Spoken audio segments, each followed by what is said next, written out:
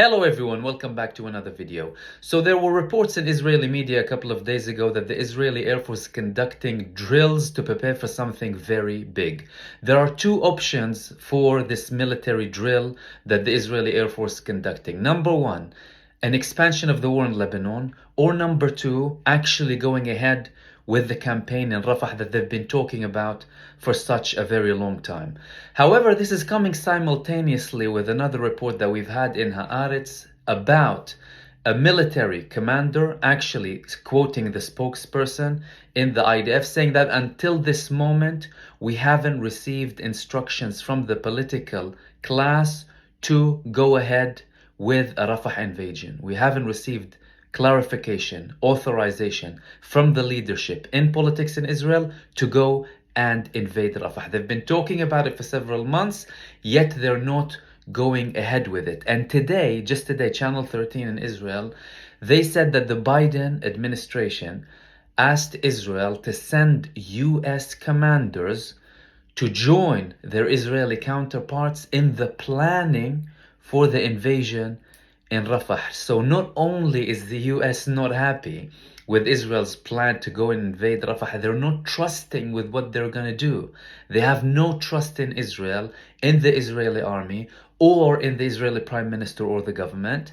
So they want to send US commanders to work jointly with the Israelis to make sure that this plan to continue the genocide, obviously, in Rafah, goes according to what the US wants and not with the hate-fueled, vengeful attack that Israel is planning on Rafah. How successful will they be? That's the question, because so far Benjamin Netanyahu is showing high defiance when it comes to the US administration, and clearly he's not seeing eye to eye with Joe Biden and the US administration, and they're having many feuds that are very visible and public knowledge now for everyone. The other thing that I want to talk to you about is Itamar Ben-Gvir. So this man, you know him by now, the most radical figure in Israel. He's actually blaming Biden now that he prefers Sinwar to Benjamin Netanyahu. Imagine that. Joe Biden prefers Yahya Sinwar to Benjamin Netanyahu. It's as if the US administration, with their criticism for Israel and what it's doing, so started to become Hamas supporters. Imagine how detached from reality this person is. These people want the US to follow Israel by the book and completely support Israel blindly with whatever it does. And if it doesn't, they'll be blamed for supporting Hamas. There's no reasoning with them, but they're still in power, and it's not looking that they're going to go anywhere. Which leads me to the updates on the ground in Gaza. So Israel admitted, and remember, when Israel admits, usually double, triple, quadruple that number, okay? 22 IDF troops wounded or killed in Gaza. One of them was a commander.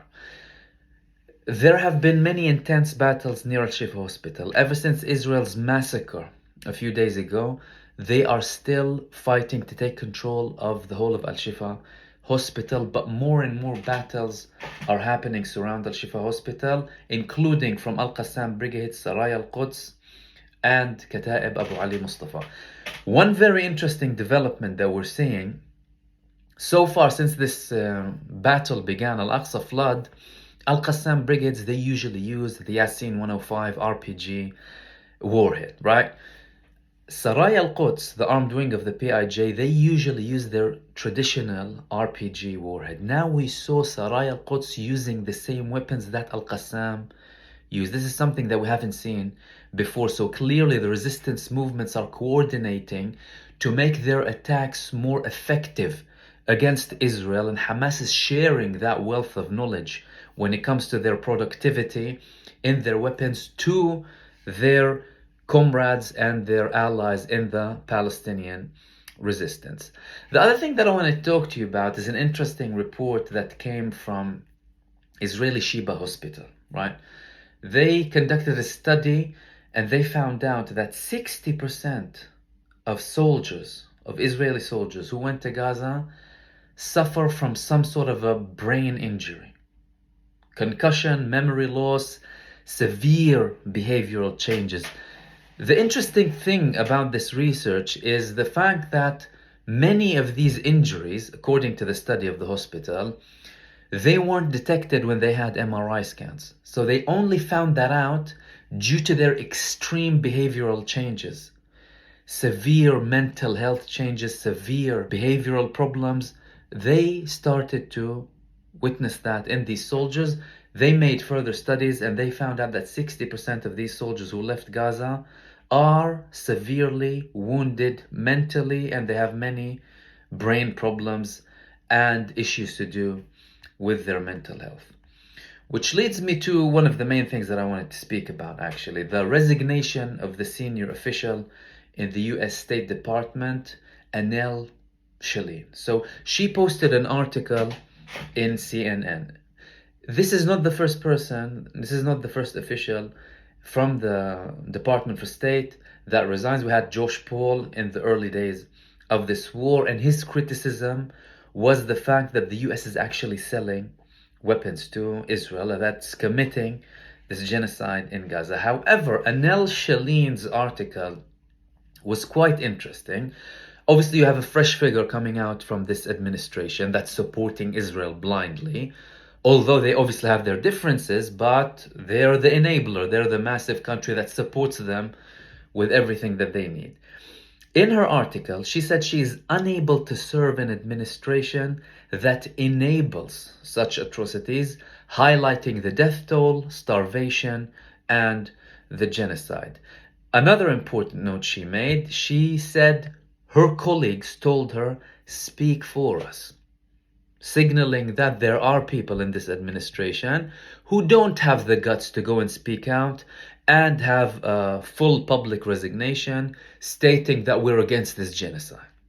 Okay, but they said speak for us, hinting that there are people inside who are unhappy. But who's surprised with this, really? Because you have the top of the administration highlighting key differences with Israel. Obviously, people at lower levels in this administration will show more frustration and probably be more vocal internally against what Israel is doing and against their government support for Israel. The interesting thing is she highlighted multiple things to do with legalities in Congress and how the US is actually contradicting itself. She said, "My colleagues and I watched in horror as this administration delivered thousands of precision-guided munitions, bombs, small arms, and other lethal aid to Israel, and authorized thousands more, even bypassing Congress to do so. We are all appalled by the administration's flagrant disregard for American laws that prohibit the US from providing assistance to foreign militaries that engage in gross human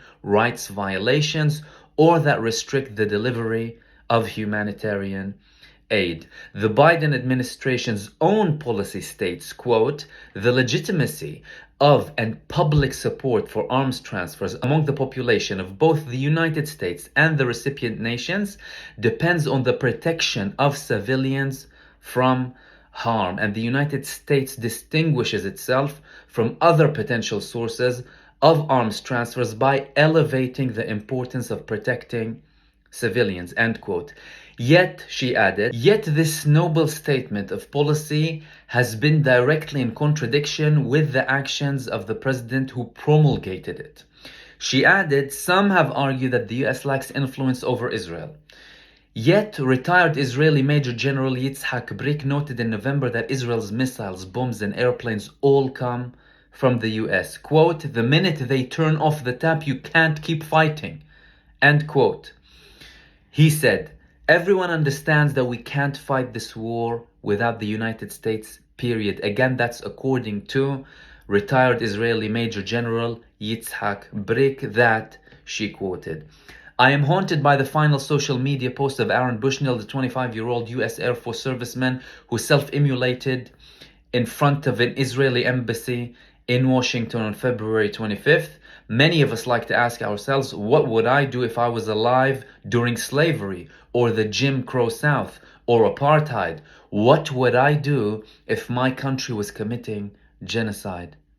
The answer is, you're doing it right now. I can no longer continue to do what I was doing. I hope that my resignation can contribute to the many efforts to push the administration to withdraw support for Israel's war for the sake of the 2 million Palestinians whose lives are at risk and for the sake of America's moral standing in the world. That's what she ended her article with. I found it to be a very powerful message from someone who just left the US administration, signaling that we may see some more people coming out, especially with her noting that she was speaking on behalf of people inside the US State Department and most likely in other departments in the US, because she also noted in other parts of her article that many in the intelligence agencies as well are having different thoughts about Israel. The final thing that I want to talk to you about is a study from the Israeli Reichman University. The Israeli University, Reichman University, is a very known university in Israel. They made a research. They wanted to research Yahya Sinwar, obviously the man of the moment, Yahya Sinwar, right? So they had an AI-backed study combined with advanced decision-making research.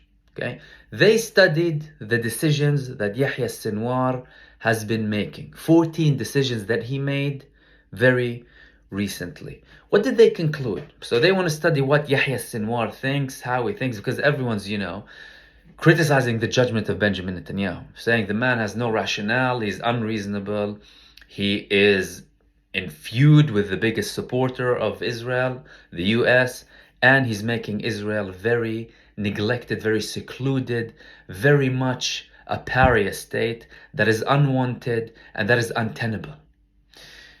They concluded in this study that Sinwar's decisions were rational, whether on the 7th of October or following.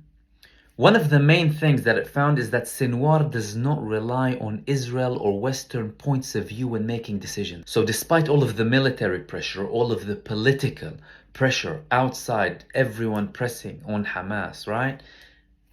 He's not considering that. He's not considering what the US and Israel think.